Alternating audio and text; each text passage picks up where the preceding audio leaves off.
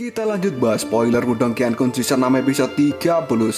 Oke lah, nggak usah caci cot banyak bacot, kita langsung masuk aja ke pembahasan.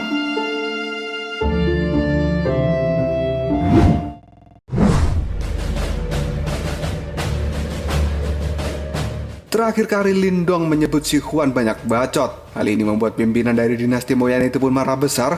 Dan dengan wajah yang sangat mengerikan, si Xuan kemudian berkata, "Apa kau bilang? Aku banyak bacot? Hari ini juga aku akan membunuhmu. Keluarlah gunung Livi Renata." Tidak lama kemudian, sebuah gunung imut, kenyal, namun dengan damage yang luar biasa pun muncul dari langit dan segera mengarah pada Lindong. Melihat serangan dari si Xuan ini, Lindong pun masih menatapnya dengan santuy. Padahal aura yang ditimbulkan oleh gunung Livi Renata sangat mengerikan dan bisa menghancurkan seluruh kota. Dan sesaat kemudian, Lindong membuka telapak tangannya sambil berkata, "Inilah saatnya aku mencoba pusaka yang aku beli di pelelangan kota Dahuang dengan harga 100.000 pil yuan. Keluarlah karpet futon Yunsen." Jika sobatku lupa, karpet ini muncul di video season 3 dan pernah dipakai sekali melawan Huazong. Kali ini Lindong kembali menggunakannya setelah merasa kekuatannya meningkat. Melihat Lindong mengeluarkan karpet futon Yunsen, membuat si Xuan sedikit panik karena dia sepertinya mengenali pusaka itu. Tidak butuh waktu lama, Lindong pun segera menuangkan energi Yuan dan juga energi mental ke dalam futon Yunsen untuk menciptakan sebuah energi yang baru. Melihat Lindong menggunakan karpet itu, si Xuan pun berkata dalam hati, "Bocah itu, bagaimana dia bisa menggabungkan dua kekuatan yang berbeda? Apakah ini adalah karena karpet futon yang dia miliki?"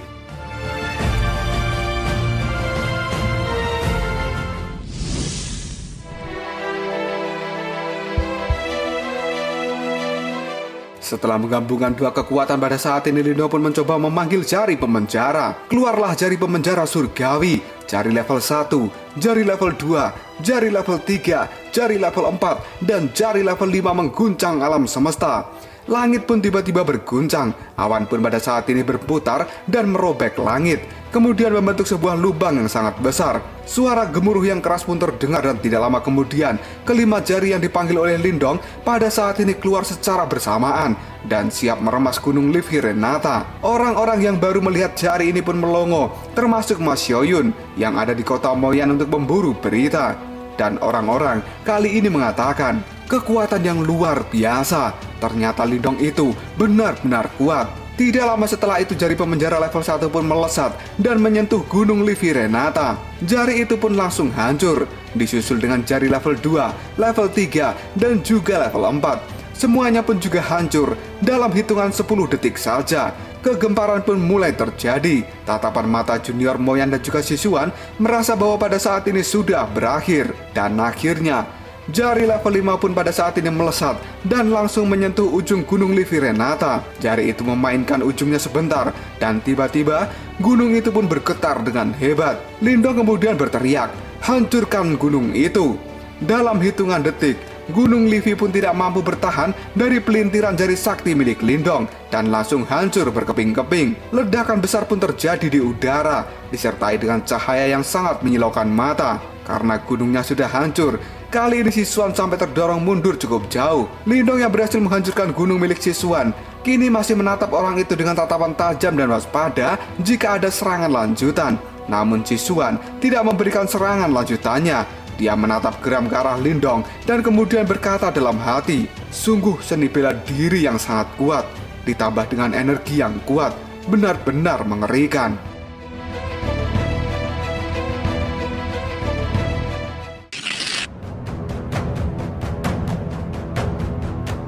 Dan tiba-tiba saja, si Xuan pun pada saat ini melesat ke arah Lindong dan dia pun berteriak, "Bocah, pusaka itu bukanlah barang yang pantas dimiliki oleh orang sepertimu. Serahkan itu padaku." Karena ternyata pada saat ini si Xuan menginginkan karpet futon Yunsen milik Lindong dan dia pun akan merebutnya. Melihat hal itu, Lindong pun menjadi panik. Dia kemudian berkata dalam hati, "Gawat, orang ini akan mengambil futon Yunsenku." Karena tidak mau kehilangan pusaka ajaibnya, Lindong pun segera membentuk segel. Dia kemudian berteriak, "Keluarlah gajah suci penghancur langit." Seekor gajah raksasa yang merupakan seni bela diri milik Jinmu kali ini keluar dan melindungi tubuh Lindong serta karpet futon Yunsen. Namun Siswan tidak peduli jika Lindong mengeluarkan teknik apapun. Dia pun terus melesat ke arah Lindong dan pokoknya harus bisa mendapatkan karpet milik Lindong itu. Di mana pada saat ini tangan dari Siswan sudah menyentuh karpet futon. Lindong yang melihat hal ini pun berkata dalam hati, orang gila ini memilih mengabaikan seranganku dan akan mengambil karpet futon Yunsen secara langsung. Sambil menatap Siswan, Lindong pun berkata, kau tidak akan bisa mengambilnya. Karpet itu pun kemudian bergeser sedikit. Dan tidak lama setelah itu Lindong pun berteriak, pukul dia. Belalai gajah suci pun memukul keras tubuh dari Siswan. Hal ini membuatnya gagal meraih karpet futon Yunsen. Dan seketika tubuh Siswan pun terlempar cukup jauh akibat pukulan belalai gajah suci yang sangat keras.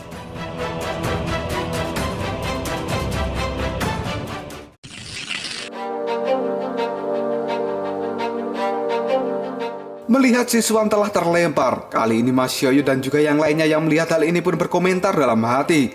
Hah? Lindong berhasil mengusir Siswan? Pasti kejadian ini akan membuat Siswan malu. Dimana pada saat ini, Siswan masih terdorong mundur karena terkena serangan dari belalai. Namun dia tidak tumbang. Lindong yang melihat hal ini pun berkomentar, jika yang terkena pukulan belalai gajahku adalah orang level nirwana biasa, pasti akan terluka parah. Namun orang ini benar-benar tidak terluka sedikit pun. Siswan yang terpukul mundur pada saat ini menatap Lindong dengan wajah yang sangat marah. Dan dia berkata dalam hati, sialan, aku benci seperti ini. Tidak lama kemudian Siswan pun mengarahkan jarinya pada Lindong. Sebuah energi merah menyala pun keluar dari ujung jari itu. Dan dia pun kali ini mengatakan, jari King Kong penghancur. Sebuah serangan cahaya merah segera melesat dengan cepat ke arah Lindong. Hal ini membuat Lindong kaget dan dia berkomentar dalam hati, serangannya sangat kuat dan cepat. Karena tidak mau terluka, secara spontan Lindong pun segera mengeluarkan perisai pelahap. Sebuah cahaya hitam berputar di depan Lindong untuk melahap serangan dari Siswan itu. Namun tiba-tiba saja, serangan jari King Kong penghancur kali ini berbelok ke atas. Lindong yang melihat hal ini pun sangat kaget. Dan akhirnya, boom! Serangan itu pun mengenai karpet futon Yunsen. Lindong segera menghindari ledakan sambil berkata dalam hati, tidak, karpetku! Sial, ternyata tujuan sebenarnya dari serangan itu adalah karpet futon Yunsen milikku. Dengan senyum sinis pada Lindong, kali ini Siswan berkata, karena aku tidak bisa memilikinya, maka aku akan menghancurkannya.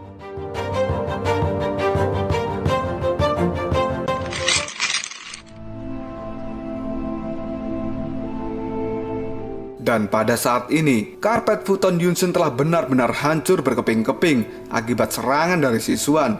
Namun secara tidak terduga, ada satu serpihan dari karpet futon kali ini terjatuh dan langsung mengenai kepala Lindong. Serpihan itu pun dengan cepat memasuki kepala Lindong tanpa dia sadari. Karena pada saat ini, Lindong masih sangat marah dan dia tidak terima karpetnya telah dihancurkan. Lindong kemudian berkata dalam hati, karpet futon adalah pusaka yang dapat menggabungkan dua kekuatan, dan itu sangat berharga bagiku. Namun sekarang telah dihancurkan. Aku benar-benar tidak terima kehilangan pusaka berharga ini. Setelah marah di dalam hati, mata Lindong pun pada saat ini melotot pada Siswan sambil berteriak, dasar cabingan kau. Lindong yang sudah emosi pun menyerap energi alam semesta, di mana pada saat ini banyak energi warna biru dan juga hitam menuju ke arahnya. Orang-orang yang melihat Lindong pun sangat kaget dan mereka berkata, apakah sebenarnya Lindong adalah seorang master simbol surgawi? Bagaimana bisa dia memiliki kekuatan spiritual yang sangat mengerikan? Tidak lama kemudian, Lindong pun memanipulasi energi alam semesta menjadi sebuah petir. Dan kali ini, Lindong berteriak, makan ini, telapak tangan petirku. Melihat serangan dari Lindong, Siswan terlihat panik dan dia pun mengeluarkan telapak tangan emasnya sambil mengatakan, ada aura aneh di dalam serangan telapak petir itu. Dan akhirnya, tapak petir pada saat ini berbenturan dengan tapak emas di langit. Energi di tempat itu dalam sekejap menjadi mengerikan dan terus berputar-putar.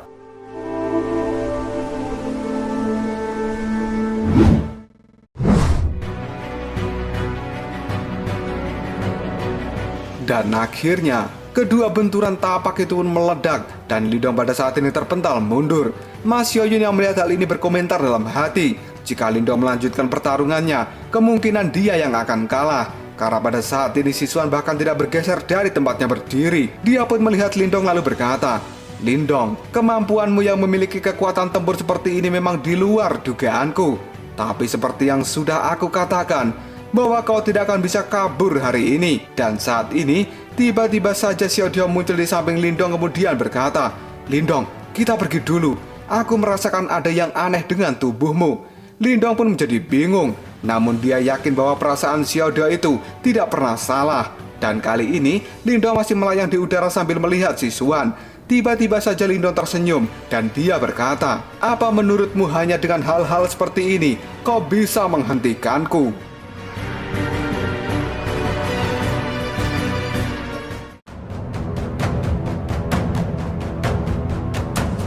Lalu apakah yang akan terjadi selanjutnya? Sebenarnya ada masalah apa dengan tubuh Lindong yang membuat Xiao Diao merasakan hal yang tidak beres? Dan bagaimanakah caranya Lindong akan kabur dari Sisuan? Trik apa lagi yang akan digunakan oleh bocah itu? Jika kalian penasaran, tunggu aja jawabannya di next video. Kopral Shop. Kita lanjut bahas spoiler Wudong Qiankun season 6 episode 32. Oke lah, nggak usah caci cot banyak bacot, kita langsung masuk aja ke pembahasan.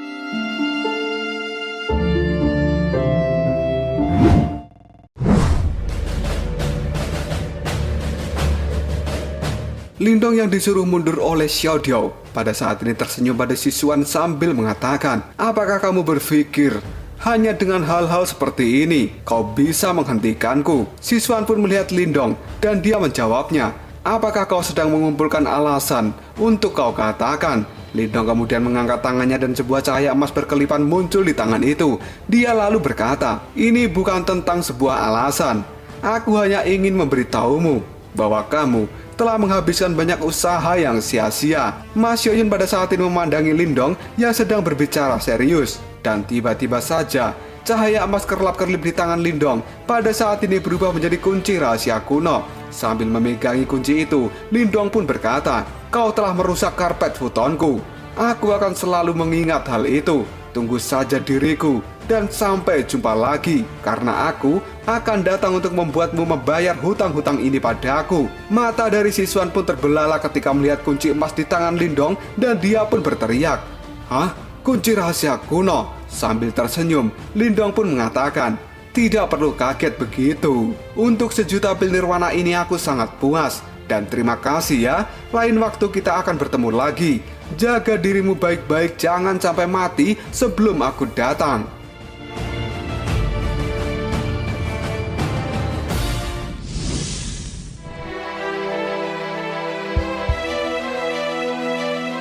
Mendengar kata-kata Lindong itu membuat Sisuan menjadi panik. Dia pun mengangkat tangan kanan dan mengeluarkan energi emas sambil berkata dalam hati, "Ini tidak bagus. Dia akan melarikan diri ke dimensi kunci itu." Tangan emas itu pun kemudian meluncur dengan sangat cepat ke arah Lindong. Namun pada saat ini Lindong sudah mengaktifkan kunci kuno itu. Tangan emas pun semakin cepat ke arah Lindong. Di saat yang bersamaan juga ada seseorang yang melesat dengan sangat cepat di belakang Lindong. Dan akhirnya, slang! Tangan emas Sisuan gagal menangkap Lindong karena pada saat ini Lindong telah menghilang dan masuk ke dalam dimensi kunci kuno. Yang tersisa di tempat itu hanyalah sebuah cahaya emas dan kepulan asap. Sementara Sisuan masih melayang di udara memandangi Lindong yang telah menghilang. Semua orang yang melihat hal ini pun berkata, "Hah? Lindong menghilang?" Namun sepertinya juga ada orang lain yang ikut dengannya. Apakah dia melarikan diri dengan kunci rahasia kuno itu? Ini adalah sebuah tamparan keras di wajah pimpinan dinasti Moyan.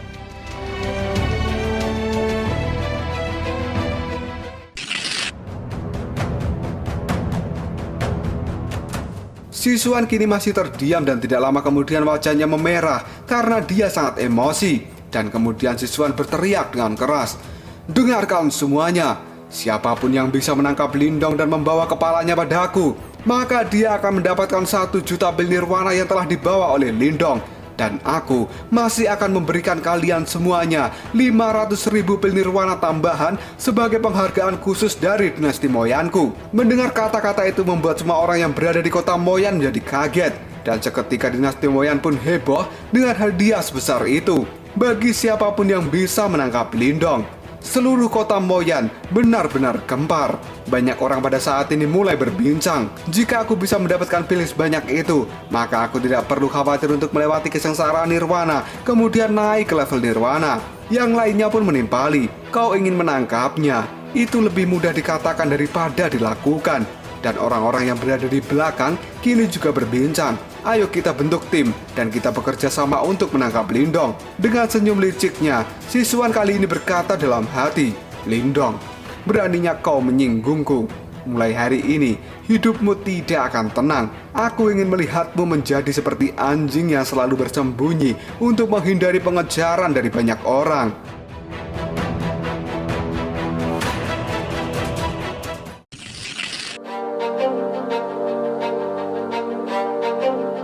Di dalam ruang dimensi kunci kuno, pada saat ini Lindong bertanya serius pada Xiao Diao. Xiao Diao, apa yang sebenarnya terjadi dengan tubuhku? Sebelum menjawab pertanyaan dari Lindong, kali ini Xiao Diao menyuruh Lindong untuk melihat ke belakang. Lindong pun bingung dengan apa yang dimaksud oleh Xiao Diao. Dia kemudian menoleh ke belakang, dan Lindong pun kaget karena ternyata Mas Xiaoyun sudah tersenyum di belakang Lindong. Dia pun mengatakan, Hei Lindong, maaf ya, aku mengikutimu hanya untuk bersembunyi. Lindong kemudian bertanya, Hei, bagaimana kau bisa masuk? Mas Xiaoyun pun menjawabnya, aku bergegas terbang ke sisimu dengan sangat cepat saat kau akan segera menghilang. Jadi aku bisa mengikutimu. Lindong lalu mengatakan, ternyata kau menyelinap seperti yang dilakukan oleh Mu Hongling. Sambil mengeluarkan kunci rahasia kuno, kini Lindong berkata pada Mas Xiaoyun, jika tidak ada urusan, keluarlah dari tempat ini. Aku memiliki hal penting yang harus kulakukan di sini. Dengan wajah paniknya, Mas Xiaoyun pun memohon, tidak Lindong, tolong jangan usir aku. Aku telah menyinggung dinasti Moyan, makanya aku mengikutimu. Mas Xiaoyun pun menjelaskan kenapa dirinya bisa sampai menyinggung dinasti Moyan. Pada saat itu, dia telah menuliskan berita kekalahan Raser dan kelompoknya. Hal itu pun menjadi viral dan kemudian membuat dinasti Moyan menjadi malu. Mereka kemudian mengirimkan orang untuk memburu dan menangkap siapapun orangnya yang telah menulis berita ini. Dan sejak saat itulah, Mas Xiaoyun selalu bersembunyi karena dia menjadi buronan orang-orang dari Moyan. Mendengar alasan dari Mas Xiaoyun membuat Lindong tidak tega untuk mengusirnya, dan dia pun kini berkata, baiklah kalau begitu kau bisa tetap berada di sini. Namun aku akan menyuruh Xiaoyan untuk mengawasimu. Kau jangan menggangguku dan jangan bertingkah yang aneh-aneh. Di dalam hati, Lindong pun bergumam, apalagi sampai berpikir untuk mengambil kunci rahasia kuno dariku. Mas Xiaoyun pun setuju dengan apa yang dikatakan oleh Lindong.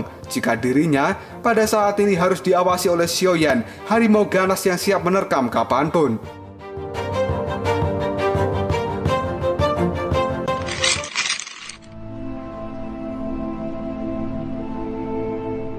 Tidak lama kemudian Lindong mengambil posisi duduk bersila. Dia pun memejamkan mata dan berkata, baiklah Xiao Diao, mari kita lihat apa yang terjadi pada tubuhku. Di sisi lain, Mas Xiaoyun duduk dengan wajah paniknya karena diawasi oleh Xiaoyan.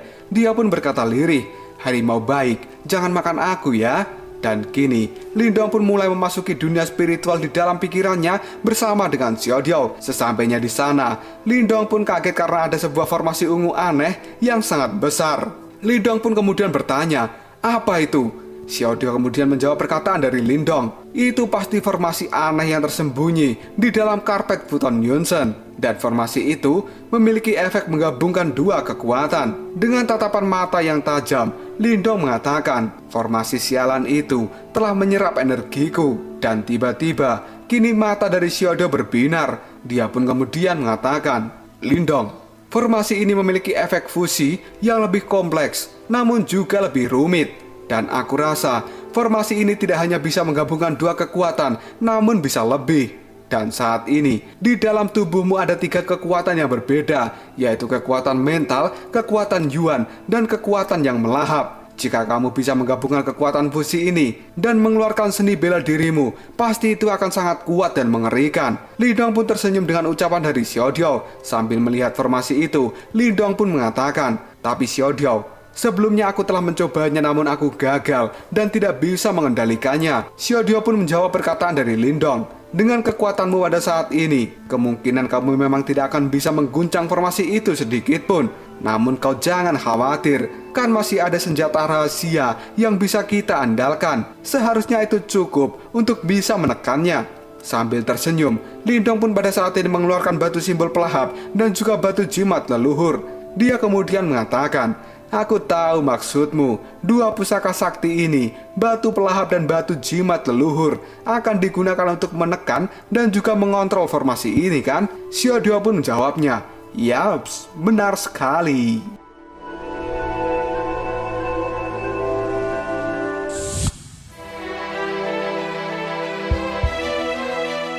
Dengan tatapan mata yang tajam yang bisa memutuskan tali BH, Lindong pun berkata, "Karena formasi ini terus-menerus menyerap energiku, maka aku akan menggunakan cahaya ini sebagai garis untuk memasuki titik pusat." Tidak lama kemudian sebuah garis tambah muncul dari dahi Lindong dan langsung mengarah pada tengah-tengah formasi aneh itu. Karena sebenarnya formasi aneh yang menyerap energi tubuh Lindong itu adalah formasi kuno langit dan bumi. Dia bisa menggabungkan banyak kekuatan menjadi satu kekuatan baru yang sangat luar biasa. Dan formasi itu bisa muncul di tubuh Lindong adalah karena karpet Futon Yunsun telah hancur.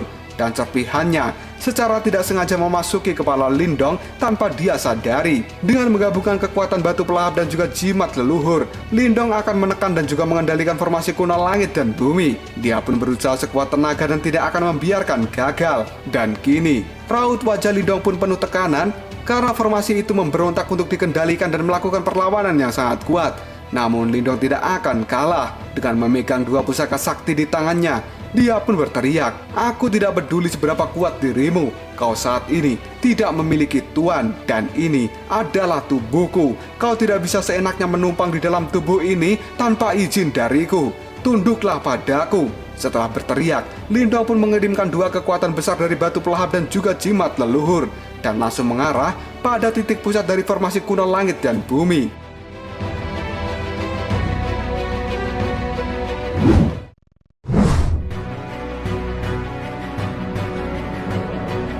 Dua kekuatan besar dari pusaka hebat itu mulai menghantam pertahanan dari formasi kuno dan tiba-tiba saja formasi itu pun tertembus oleh dua kekuatan besar yang telah dikirimkan oleh Lindong. Tidak lama kemudian formasi itu pun mengeluarkan cahaya yang sangat terang dan energi yang terpancar dalam jumlah yang sangat besar karena telah berhasil ditekan untuk saat ini. Lindong pun masih duduk bersila di depan formasi itu dan tiba-tiba tubuhnya kali ini bergerak menuju tengah-tengah dari formasi. Dia pun kemudian berkata dalam hati, "Meskipun Futon Yunsun kali ini telah menghilang, namun aku mendapatkan formasi kuno langit dan bumi yang lebih kuat. Aku tidak menyangka aku telah kehilangan barang berharga, namun aku malah mendapatkan ganti yang lebih keren. Apakah ini yang disebut dengan rezeki anak soleh karena rajin puasa Senin Kamis?" Setelah berhasil mengendalikan formasi kuno, Lindong pun kini membuka matanya. Dan Mas Yoyun di belakang Lindong pun berkata, "Lindong, dia sudah bangun." Sambil tersenyum, Lindong pun mengatakan, "Siswan, sepertinya aku harus berterima kasih padamu."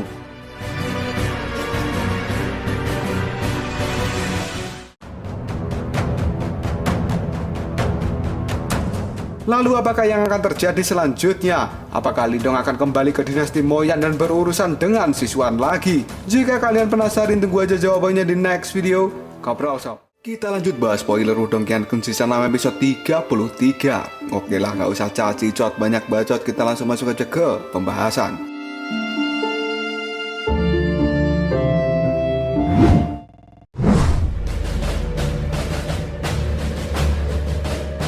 Kali ini Lindong sudah membuka matanya setelah dia berhasil mengendalikan formasi kuno langit dan bumi, atau bisa juga disebut dengan formasi alam semesta kuno. Melihat Lindong telah bangun, Mas Yoyun kali ini berkata, "Lindong, akhirnya kau bangun juga." Lindong pun menoleh dan dia bertanya, "Iya, ada apa memangnya? Apakah ada masalah?"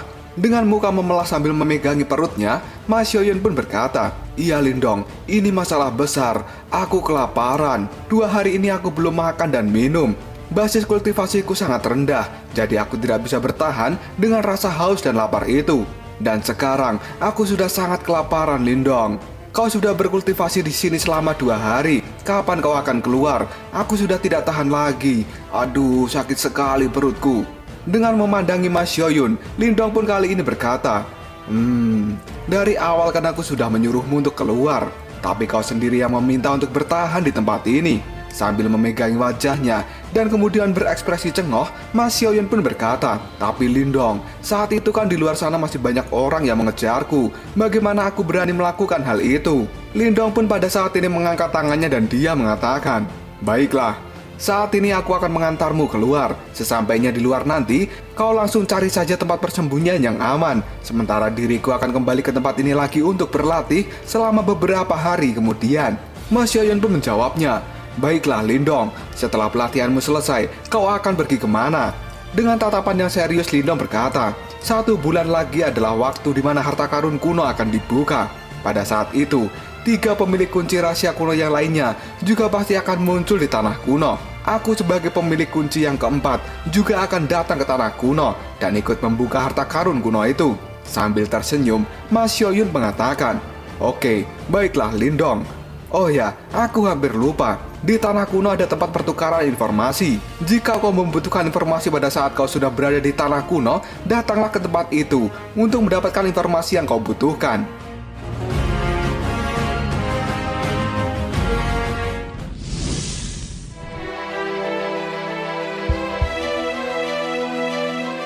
Dan akhirnya, Lindong pun mengantarkan Mas Xiaoyan keluar, kemudian dia balik lagi ke dalam dimensi kunci kuno. Lindong kemudian mengatakan, "Akhirnya dia pergi juga. Jika dia selalu ada di sekitarku, aku jadi tidak nyaman untuk berkomunikasi denganmu, Xiaodio."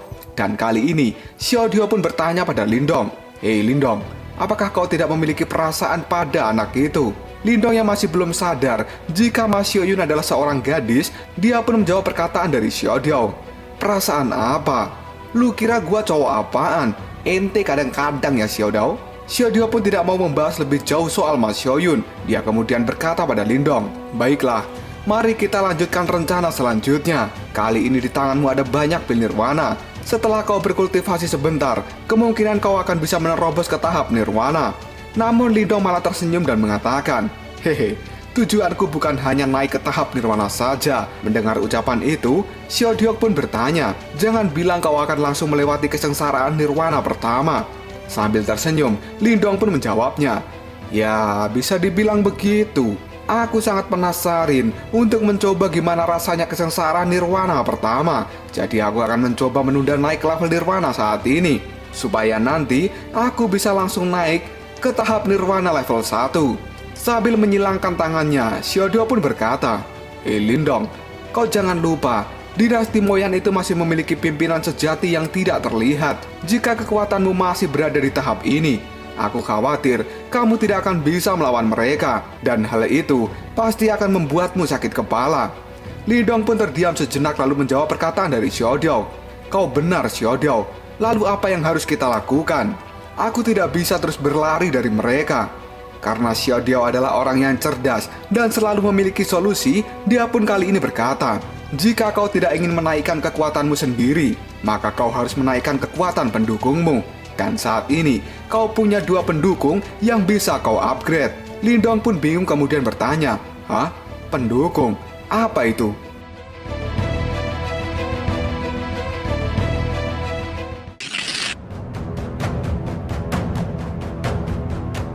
Karena Lindong itu orangnya kurang ilmu, maka Xiaodio mulai menjelaskan, "Kekuatan pendukungmu yang pertama adalah Rehan boneka darah. Benda itu seharusnya masih bisa di-upgrade dari level yang lebih tinggi dari kekuatannya saat ini. Dengan banyaknya pil nirwana yang kau miliki, seharusnya tidak sulit untuk menaikkan Rehan menjadi nirwana level 1. Dan ketika Rehan sudah menjadi nirwana level 1, maka dia akan memiliki kekuatan yang setara dengan Sisuan. Seharusnya sudah cukup untuk menghadapi orang itu." Lindong kemudian bertanya, "Lalu pendukung yang kedua apaan?" Xiaodio pun menjawabnya, Kau jangan lupa, kau masih memiliki harimau bodoh itu. Meskipun dia hanyalah harimau piton api biasa, namun dia memiliki garis keturunan hewan iblis yang sangat langka. Jika dia bisa menembus tahap nirwana, maka kekuatannya tidak bisa kau remehkan." Xiaoyan yang menjadi bahan obrolan pun pada saat ini tersenyum sambil mengedipkan satu mata. Dan saat ini, Xiaoyan pun berjalan mendekati Lindong. Kemudian Lindong mengelus kepala Xiaoyan sambil berkata, "Selama Xiaoyan bisa naik ke level nirwana, berapapun biayanya akan aku bayar."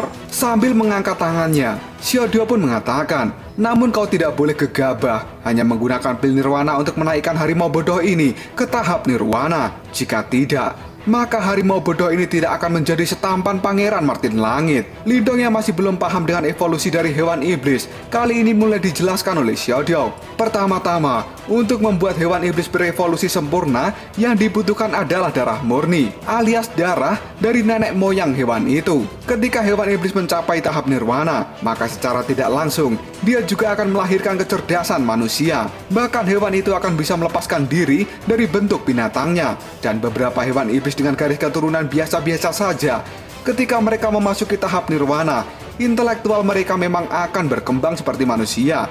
Namun bentuk fisik mereka tidak berubah menjadi manusia dan masih berwajah serta bertubuh binatang buas.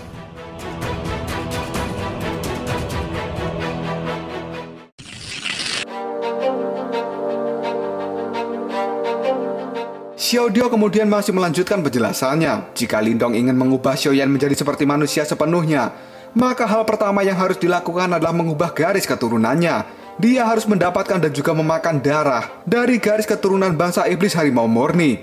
Sejauh yang Xiao Diao tahu, bangsa hewan iblis harimau yang memiliki garis keturunan harimau murni itu ada 3 jenis, yaitu harimau neraka kegelapan, harimau petir pengucang bumi, dan harimau iblis surgawi.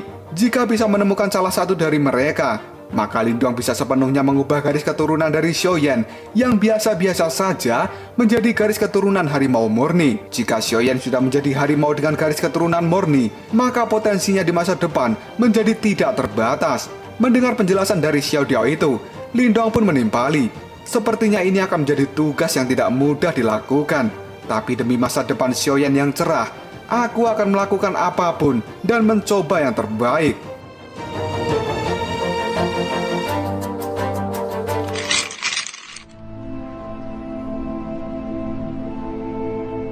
Dan kali ini, di perbukitan yang tidak jauh dari kota Magic Rock, tiba-tiba muncul sebuah cahaya emas yang bergelombang. Tidak lama kemudian keluarlah Lindong bersama dengan Xiao Diao. Kini Xiao Diao kemudian berkata, kunci rahasia kuno ini sangat bagus untuk melarikan diri. Dan Lindong kali ini menimpali.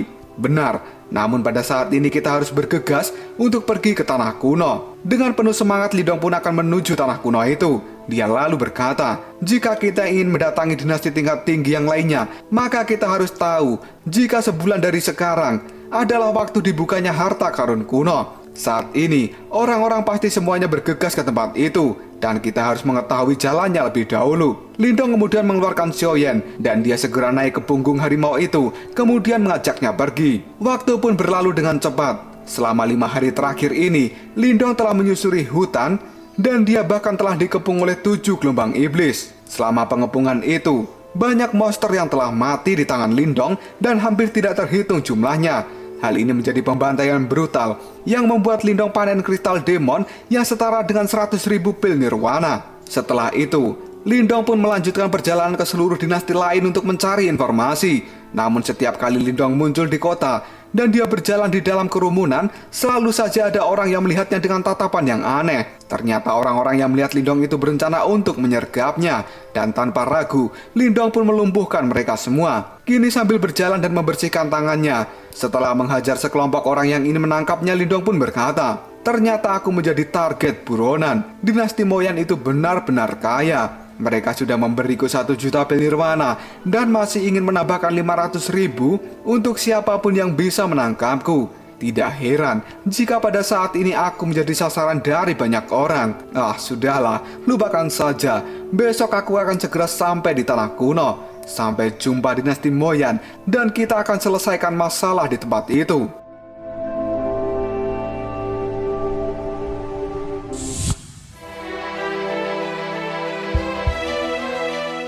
Keesokan harinya di tanah kuno, Lindong pun pada saat ini sudah sampai di tempat itu. Dia pun menggunakan penutup kepala dan juga masker untuk menghindari orang-orang yang mengincar dirinya.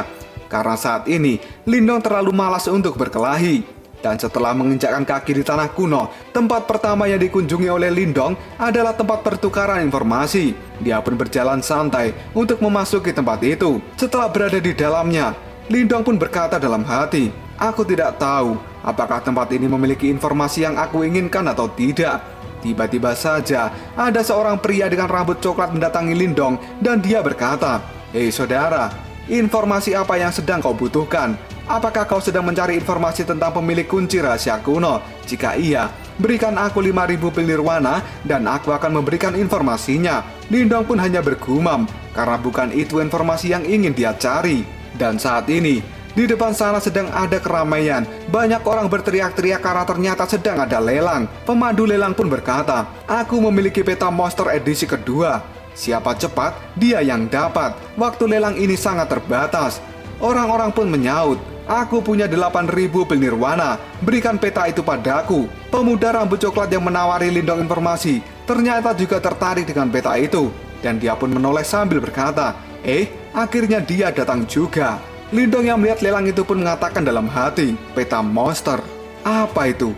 Pemuda rambut coklat pun kemudian bergegas untuk mengikuti lelang. Dan kali ini banyak yang ingin menginginkan peta itu. Bahkan si pemuda rambut coklat langsung berteriak, berikan padaku, akan aku bayar 18.000 pil nirwana. Namun Lindong masih terdiam di tempatnya. Dia pun masih melihat-lihat sambil berkata dalam hati, apakah peta monster ini sangat bagus? Kenapa banyak orang yang ingin membelinya? Apakah akan ada informasi tentang darah harimau murni?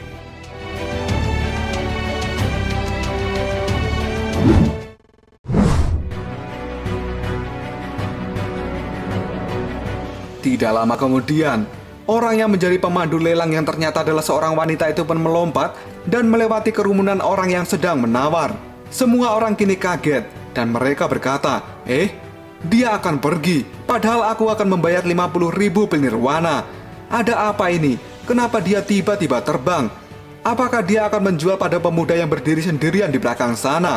Karena pada saat ini, wanita itu segera menuju ke arah Lindong yang masih berdiri di tempatnya. Lindong pun kaget, kenapa wanita yang melakukan lelang itu tiba-tiba menuju ke arahnya. Dan pada saat ini, wanita cantik dengan rambut pirang serta mata pink itu terlihat sangat senang saat dirinya melihat Lindong, yang pada saat ini menggunakan masker, namun dia tetap mengenali Lindong. Wanita itu kemudian berkata, Lindong, akhirnya kau datang juga, aku sudah menunggumu. Lindong pun seketika menjadi kaget, dan dia pada saat ini berkata, apakah kau itu adalah Ma Xiaoyun?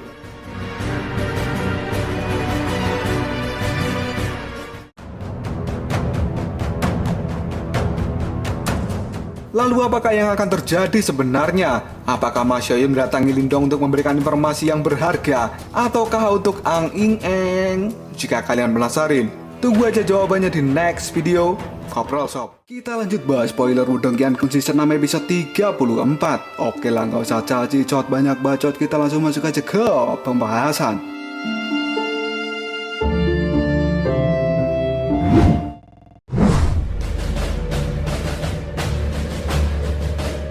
Cerita berlanjut tentang keterkejutan Lindong, dan dia pun bertanya, apa kau Ma Xiaoyun? Ternyata kau itu adalah seorang gadis. Dan bagaimana kau bisa mengenaliku? Di dalam hati Ma Xiaoyun pun berkata, dari pakaianmu, cok. Dan saat ini, orang-orang yang ikut lelang pun menjadi ramai. Mereka kemudian mengatakan, jadi dijual tidak petanya. Aku akan membayar lebih dari 50.000 pil nirwana. Ma Xiaoyun kemudian berbalik untuk melanjutkan lelangnya. Dan dia pun pada saat ini melirik Lindong, kemudian mengatakan, mari kita berbicara setelah aku menyelesaikan lelangnya. Sesaat kemudian, lelang peta pun selesai. Kini Ma Xiaoyun berjalan kembali mendekati Lindong. Sambil berkaca pinggang, Lindong pun bertanya, Ma Xiaoyun, sebenarnya apa yang ada di dalam petamu itu? Kenapa itu sangat populer? Sambil menyilangkan tangannya, kini Ma Xiaoyun menjelaskan pada Lindong, peta itu adalah gambar yang aku buat selama penjelajahan di lembah binatang dan sekitarnya. Di dalam peta itu, aku mencatat berbagai tempat tinggal dari monster di lembah binatang. Meskipun pada saat malam hari, tempat itu sangat berbahaya. Aku pandai menyembunyikan nafasku, sehingga aku bisa menghindari satu persatu monster dan pergi dengan selamat. Dan untuk menghindari orang-orang yang mengenaliku, maka aku kembali ke penampilan asliku, yang seorang gadis feminim hanya untuk menjual peta ini. Dan pada akhirnya aku tidak menyangka, petaku menarik perhatian banyak orang untuk membelinya. Sambil memandangi Ma Xiaoyun, Lindong memegangi dagunya dan dia berkata dalam hati, itu sih bukan karena petamu yang laku, tapi karena mereka tertarik dengan kecantikanmu. Lindong masih memandangi Ma Xiaoyun. Dia lalu mengatakan, ternyata begitu ya. Dan kini Lindong bertanya, Ma Xiaoyun, aku ingin bertanya tentang jejak 3 monster. Ma Xiaoyun pun menjawabnya, tanya aja.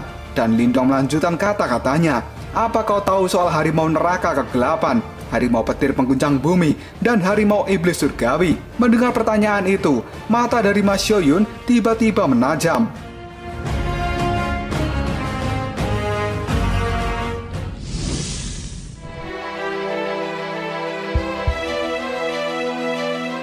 Dan akhirnya, gadis itu pun menjawabnya, "Aku tidak tahu." Hal ini membuat Lindong seketika menjadi ambruk. Tatapan mata serius Mas Hyo-yun dikira tahu sesuatu, ternyata malah tidak tahu. Dan Mas Hyo-yun kali ini berkata pada Lindong, mungkin ketiganya tidak berada di medan perang kuno ini. Lindong pun bangun dari jatuhnya dan kemudian memegangi kepalanya sambil berkata, "Ya sudahlah, aku akan memikirkan cara lain." Pada saat harapan Lindong sudah tidak besar, tiba-tiba saja Mas Hyo-yun pun berkata, "Namun aku memiliki sedikit informasi. Di dalam lembah binatang itu ada monster yang telah mencapai tahap nirwana. Dia adalah harimau penghancur bumi yang sangat kuat. Dan di sarangnya, dia memiliki tulang harimau iblis." Mendengar kata-kata itu, Lindong pun menjadi kaget dan dia berteriak dalam hati, "Hah? Tulang harimau iblis?" Sesaat kemudian, Xiaodio pun muncul di pundak Lindong lalu mengatakan, "Lindong, walaupun hanya tulang saja, itu juga bisa digunakan. Ada kekuatan darah di dalamnya. Klaim harimau iblis, seluruh kekuatan tubuhnya bahkan berada di tulangnya ini. Karena tulangnya adalah yang terkuat. Itu juga memiliki esensi yang banyak." Mas Hyo-yun pada saat ini melihat ekspresi Lindong yang berubah saat dirinya selesai menjelaskan. Karena Mas Hyo-yun sudah hafal dengan Lindong, dia pun kemudian mengatakan, "Lindong, harimau penghancur bumi itu sangat kuat. Kau jangan bersaing dengannya untuk mendapatkan tulang harimau iblis. Itu sangat berbahaya. Namun sebelum kau bertanya soal hal ini, sudah ada 2 dinasti tingkat tinggi yang menuju ke tempat itu." Lindong kemudian tersenyum pada gadis cantik itu dan dia mengatakan, "Kau beritahu aku semua informasi tentang 2 dinasti tingkat tinggi itu."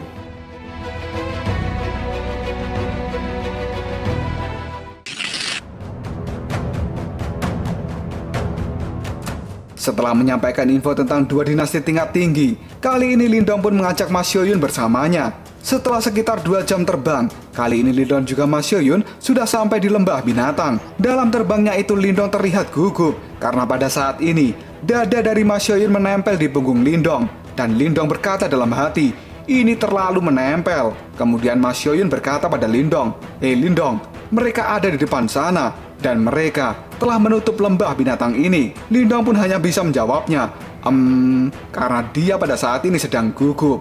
Dan kini, di depan sana memang sudah terlihat 2 dinasti tingkat tinggi yang berdiri di depan sarang harimau penghancur bumi. Seorang pemuda berbaju ungu dan juga pemuda berbaju harimau pada saat ini menatap tajam ke arah sarang harimau penghancur bumi. Dan dia berteriak, "Keluarlah harimau penghancur bumi. Kami telah menunggumu untuk waktu yang cukup lama." Mendengar adanya keributan di depan sarangnya, kini harimau itu pun keluar dengan menahan emosi. Dan dia berjalan menuju ke arah orang yang telah membuat keributan di depan sarangnya. Dan setelah itu, harimau penghancur bumi pun berteriak, "Aku tidak peduli siapa kalian dan apa tujuan kalian datang ke tempat ini. Cepat pergi dan keluar dari lembah binatang." Harimau penghancur bumi ini adalah pemimpin di lembah binatang yang level kekuatannya berada di nirwana level 1.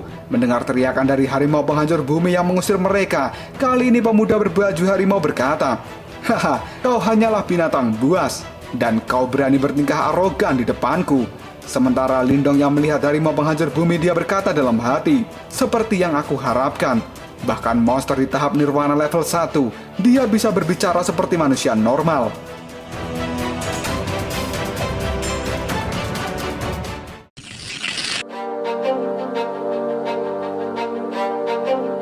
Pemuda dengan baju harimau itu pada saat ini menatap serius ke harimau penghancur bumi dan dia berkata, "Apakah kau berpikir bahwa setelah kau bisa selamat dari kesengsaraan nirwana pertama, lalu kau menjadi tidak terkalahkan begitu? Jika kau berinisiatif untuk menyerahkan tulang harimau iblis, mungkin kau bisa terus menjadi raja di tempat ini." Mas Hyo-yun yang melihat pemuda berbaju harimau itu, dia pun berkata bahwa orang itu adalah pimpinan dari dinasti harimau iblis. Namanya adalah Teng Hu, dan dia berada di tahap nirwana level 1. Mendengar kata-kata dari Teng Hu, kali ini harimau penghancur bumi mengambil sebuah batu sambil mengatakan, "Kau ingin tulang harimau iblis dari raja ini?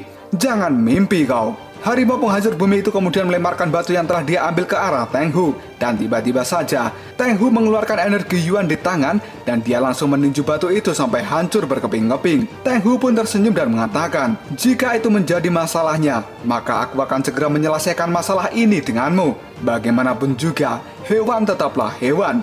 Mereka tidak akan pernah mau mendengarkan orang lain."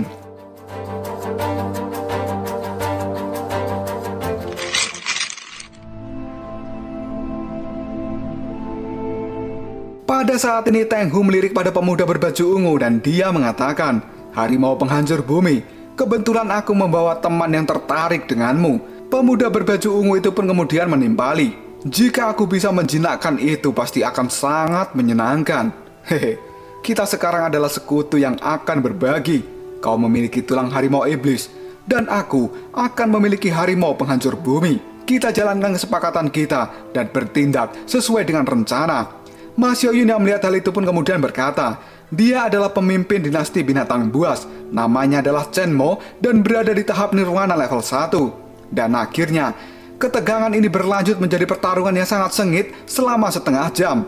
Teng Hu dengan mata merah menyala dia berteriak, "Tinju harimau memakan langit." Sementara harimau penghancur bumi, dia berteriak, "Tinju harimau iblis." Pertarungan antara Teng Hu dengan harimau penghancur bumi terlihat seimbang, karena sejatinya level kekuatan mereka berdua di tahap yang sama. Di sisi lain, Chen Mo bertanggung jawab untuk membentuk sebuah segel, karena dalam rencana mereka, satu orang bertarung melawan harimau penghancur bumi, dan satu orang lagi bertugas untuk membuat jebakan. Dan sebenarnya, Teng Hu memang tidak berniat untuk membunuh harimau penghancur bumi, karena dia akan dijinakkan untuk dijadikan pengawal dari Chen Mo. Dan saat ini, Chen Mo sambil membentuk segel dia mengatakan, "Segel perangkap binatang aktifkan." Pada saat Chen Mo sedang mempersiapkan segel itu, kali ini Teng Hu sudah merasa kewalahan menghadapi amukan dari harimau penghancur bumi. Dia terdorong mundur akibat tinjuan keras dari harimau itu. Dan Teng Hu kali ini berteriak, "Chen Mo, apakah masih lama?" Tidak lama kemudian, Chen Mo tertawa sambil mengeluarkan cahaya ungu di tangannya. Dia pun berkata, "Keluarlah tali pengikat iblis." Dalam sekejap sebuah energi hitam ungu dengan cepat melesat ke arah harimau penghancur bumi.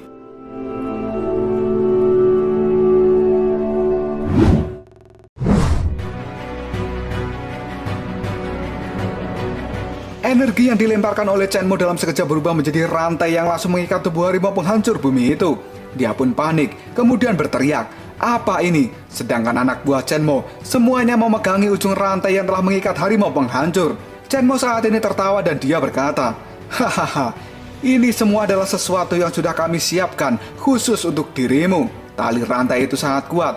Harimau penghancur bumi benar-benar tidak bisa berkutik. Dan dia hanya bisa marah-marah. "Dasar kalian orang-orang sialan."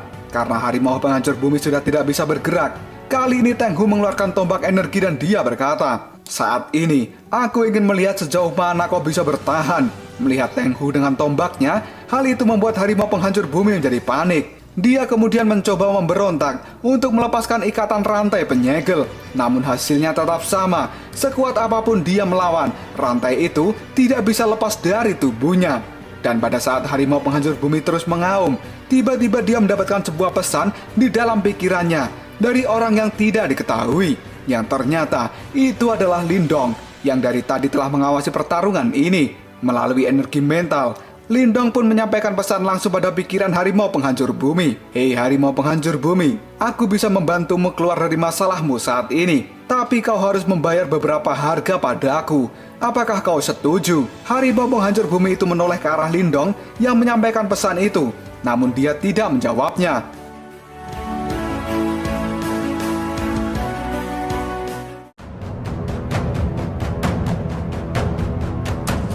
Lalu apakah yang akan terjadi selanjutnya? Apakah harimau penghancur bumi menerima tawaran dari Lindong? Ataukah dia lebih memilih untuk mati? Karena pada saat ini nyawanya sedang dalam bahaya besar. Jika kalian penasaran, tunggu aja jawabannya di next video. Ngobrol sob. Kita lanjut bahas spoiler Wudong Qiankun season 6 episode 35. Oke lah, nggak usah caci cot banyak bacot, kita langsung masuk aja ke pembahasan.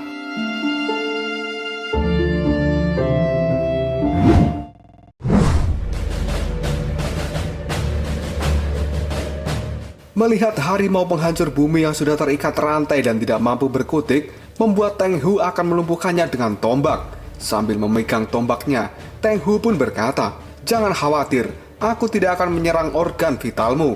Setelah berkata seperti itu, tombak milik Teng Hu pun dilemparkan dengan sangat keras dan melesat dengan cepat ke arah harimau penghancur bumi. Hal ini benar-benar membuat sang harimau itu menjadi sangat ketakutan. Dan tiba-tiba saja, tas, tas, tas. Rantai pengikat tubuh harimau penghancur bumi pun semuanya terputus. Karena pada saat ini, Rehan telah muncul dan memutuskan rantai pengikat itu. Rehan yang baik hati pun menatap kelompok Teng Hu dengan wajah yang agak marah. Begitu juga dengan harimau penghancur bumi yang sudah geram dengan kelakuan kelompok Teng Hu dan Chen Mo. Mata dari harimau penghancur bumi tiba-tiba menajam. Dan Teng Hu yang melihat rantai itu terputus, dia pun berteriak, "Siapa itu?" Dan akhirnya, tang!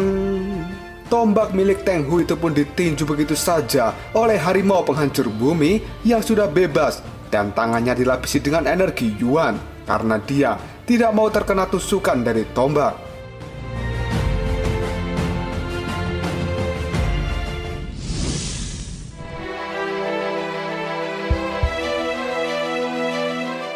Akibat benturan tombak dan tangan harimau, ledakan di tempat itu pun menimbulkan kepulan asap yang cukup banyak. Sesaat kemudian, asap pun mulai memudar. Dan kali ini, terlihatlah sosok Rehan yang baik hati sedang menatap tajam ke arah kelompok Teng Hu. Melihat si Rehan muncul tiba-tiba dan menyelamatkan harimau penghancur bumi, Teng Hu pun berkata, "Siapa kau? Tolong jangan ikut campur." Sementara Chen Mo, dia berkomentar, "Itu hanyalah sebuah boneka, bukan tubuh manusia. Seharusnya ada orang lain yang mengendalikannya di dekat sini." Mendengar ucapan dari Chen Mo, kini Teng Hu berteriak pada anak buahnya, "Cari orang yang mengendalikan boneka itu." Dan dia tidak akan pernah bisa bersembunyi. Anak buah dari Teng Hu pun pada saat ini hanya diam pelolor-pelolor. Dan tiba-tiba saja, Lindong pun muncul dari balik bebatuan. Dia melompat ke arah belakang Rehan dan juga harimau penghancur. Kemudian Lindong mengatakan, "Kalian tidak perlu mencariku." Melihat kemunculan Lindong, kini Teng Hu tersenyum dan dia berkata dalam hati, ternyata dia hanyalah seorang setengah nirwana." Sementara Chen Mo, dia berkata pada Lindong, "Hei kawan, bukankah tindakanmu ini sedikit tidak pantas dan juga berlebihan?" Lindong pun tidak menanggapi perkataan dari Chen Mo. Dia pada saat ini malah berbicara pada harimau penghancur. "Harimau besar, apa yang sudah menjadi kesepakatan kita akan tetap dihitung, kan?" Mendengar ucapan dari Lindong, harimau penghancur pun protes dalam hati. Apaan harimau besar? Dan kini, harimau itu pun berkata, "Baiklah, tapi robek dulu para jabingan itu."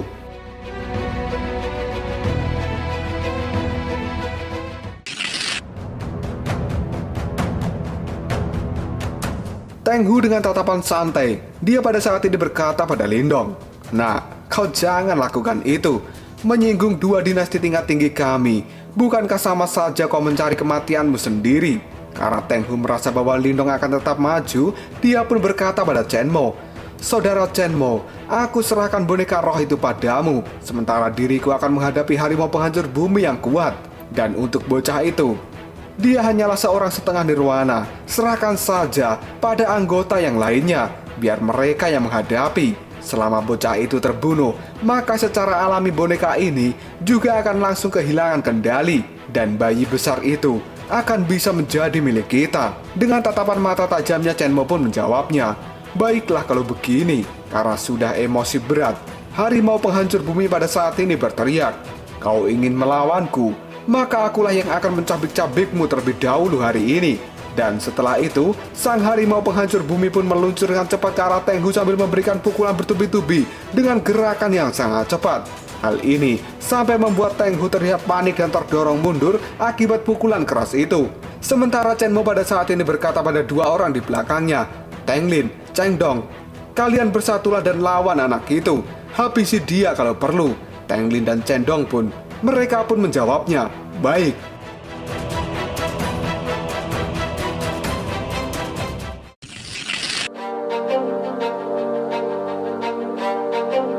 Tidak lama kemudian Teng Lin dan juga Chen Dong maju ke arah Lindong.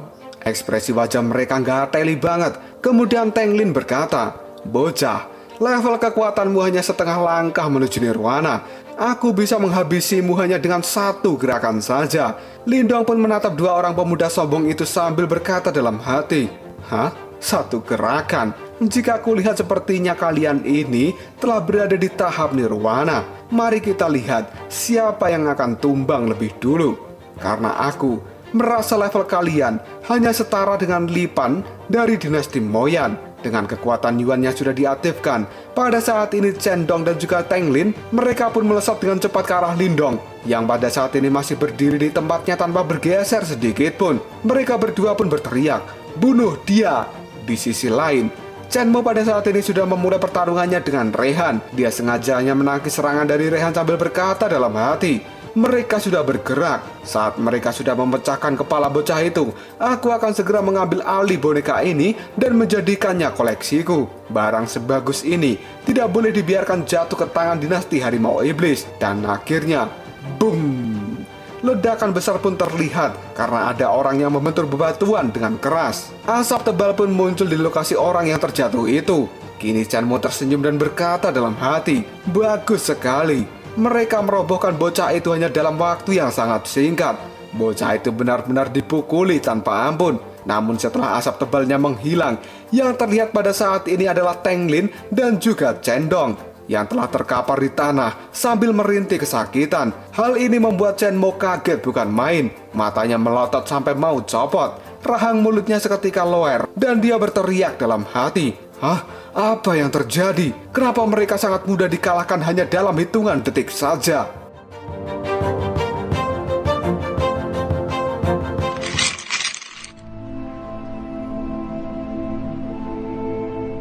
Lindong pada saat ini masih berdiri tegak di tempatnya dengan aura hitam dan juga cahaya biru yang memancar dari tangannya.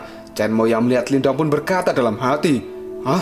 Kekuatan mental. Ternyata bocah itu adalah seorang master simbol surgawi." Dengan tatapan mata yang tajam dan membentuk sebuah segel, Lindong pun mengatakan, "Kalian tidak akan bisa menggangguku hari ini." Setelah berkata seperti itu, tinjuan Rehan semakin kuat dan keras, sampai-sampai Chenmo terdorong mundur oleh kekuatan tinju dari Rehan. Chenmo yang merasa terdesak, dia pun menjadi panik dan bergumam, "Sial, kenapa situasinya benar-benar di luar kendali?" Di sisi lain, Teng Hu pada saat ini juga terlihat tertekan. Jika seperti ini terus, endingnya pasti sangat buruk. Karena sekarang Teng Hu juga sangat tertekan oleh serangan dari harimau penghancur bumi. Dia pada saat ini tidak mampu memberikan perlawanan dan hanya mengandalkan pertahanan saja. Karena merasa terdesak, kini Chenmo berteriak, "Semuanya dengarkan aku. Cepat kalian maju semua dan kalahkan bocah itu. Bunuh saja dia." Mendengar komando dari Chenmo, semua orang pada saat ini bergegas untuk menyerang Lindong secara bersamaan.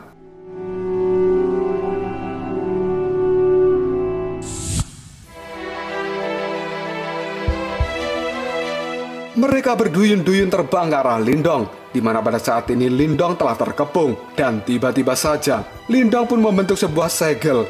Dia lalu berkata, "Aktifkan dunia melahap." Sebuah energi hitam pun mulai berputar dan menyelimuti orang-orang yang bermaksud untuk menyerang Lindong. Mereka pun pada saat ini panik dan berkata, "Apa ini? Energi yang sangat aneh." Dan dalam sekejap, tubuh orang-orang itu pun terkurung di dalam dunia melahap. Mereka pun berteriak, "Ah tidak, tempat ini menyerap energiku.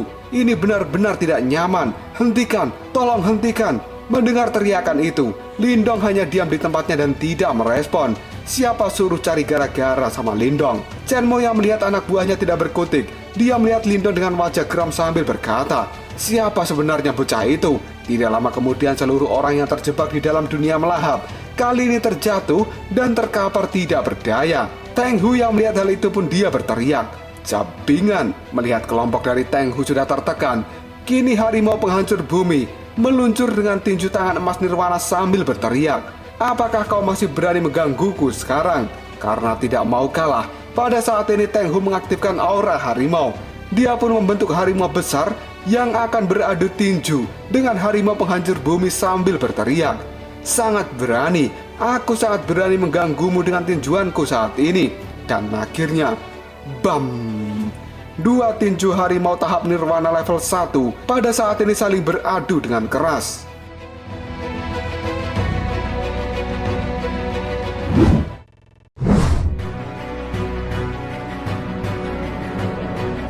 Tidak lama kemudian, tinju milik Teng Hu pun hancur. Dan kali ini, tinjuan dari harimau penghancur bumi akan segera mengenai tubuh Teng Hu. Wajah harimau penghancur bumi sudah sangat emosi tingkat dewa, dan dia pun berteriak, "Hanya memiliki seni bela diri seperti kucing berkaki 3, namun kau berniat untuk melawan harimau iblis yang sesungguhnya. Kau benar-benar cari mati." Wajah Teng Hu seketika panik luar biasa. Dia pun kini berkata dalam hati, "Sial, aku benar-benar tidak mampu melawannya." Di sisi lain, sebuah tinjuan pun dilayangkan dengan cukup keras, karena pada saat ini ternyata Rehan boneka darah sedang memberikan pukulan bertubi-tubi pada tubuh Chen Mo. Hal ini sampai membuat Chen Mo terdorong mundur cukup jauh. Dia pun marah karena tidak bisa berkutik, dan dia berteriak dalam hati, "Bocah itu sesuka hati mengendalikan boneka darah ini. Dia telah dengan santainya mempermalukan diriku. Aku benar-benar kesal." Karena pada saat ini, dengan energi mentalnya, Lindong dengan santai menggerakkan Rehan untuk menghajar Chen Mo sampai dia tidak bisa melakukan perlawanan sedikit pun. Dan ini adalah sebuah penghinaan yang membuatnya sangat malu.